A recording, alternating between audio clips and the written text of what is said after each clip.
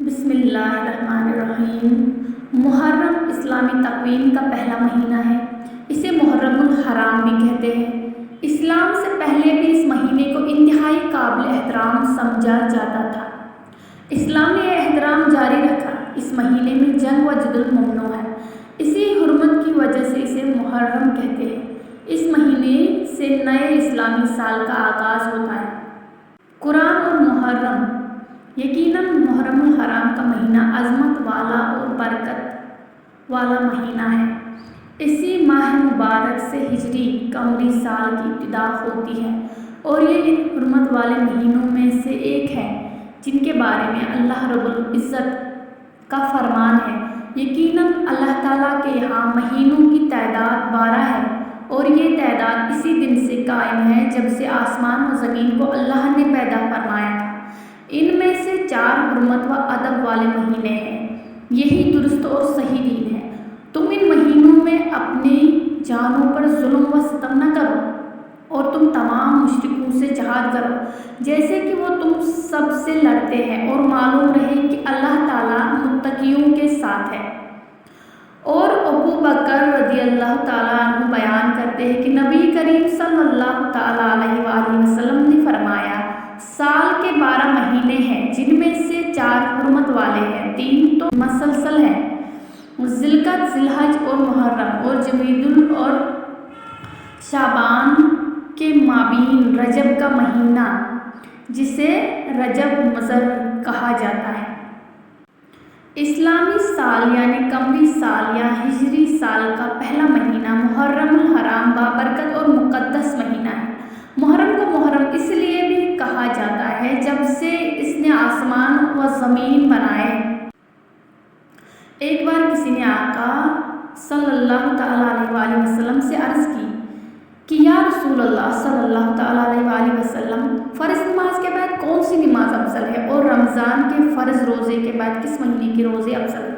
حضور صلی اللہ تعالیٰ علیہ وآلہ وسلم نے ارشاد فرمایا کہ فرض نماز کے بعد سب سے افضل نماز تہجد ہے اور رمضان کے بعد افضل روزے محرم الحرام کے ہیں۔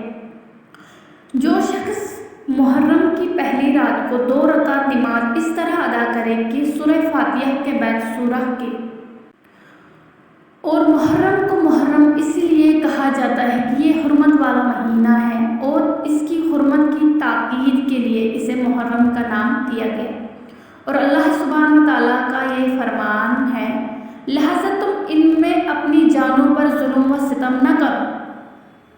اس کا معنی یہ ہے کہ یعنی ان حرمت والے مہینوں میں ظلم نہ کرو کیونکہ ان میں گناہ کرنا دوسرے مہینوں کی بنسبت زیادہ شدید ہے۔ اور ابن عباس رضی اللہ تعالیٰ عنہ سے اس آیت لہذا تم ان مہینوں میں اپنے آپ پر ظلم و ستم نہ کرو کے بارے میں مروی ہے، تم ان سب مہینوں میں ظلم نہ کرو، اور پھر ان مہینوں میں سے 4 کو مخصوص کر کے انہیں حرمت والے قرار دیا اور ان کی حرمت کو بھی بہت عظیم قرار دیتے ہوئے ان مہینوں میں گناہ کا ارتکاب کرنا بھی عظیم گناہ کا باعث قرار دیا اور ان میں اعمال صالحہ کرنا بھی عظیم اجر و ثواب۔ اور قتادہ رحمۃ اللہ تعالی اسی آیات لہذا تم ان مہینوں میں اپنے آپ پر ظلم و ستم نہ کرو کے بارے میں کہتے ہیں۔ حرمت والے مہینوں میں ظلم و ستم کرنا دوسرے مہینوں کی بنسبت یقیناً زیادہ گناہ اور برائی کا باعث ہے، اگرچہ ہر حالت میں ظلم بہت بڑی اور عظیم چیز ہے، لیکن اللہ سبحانہ وتعالیٰ اپنے امر میں سے جسے چاہے عظیم بنا دیتا ہے۔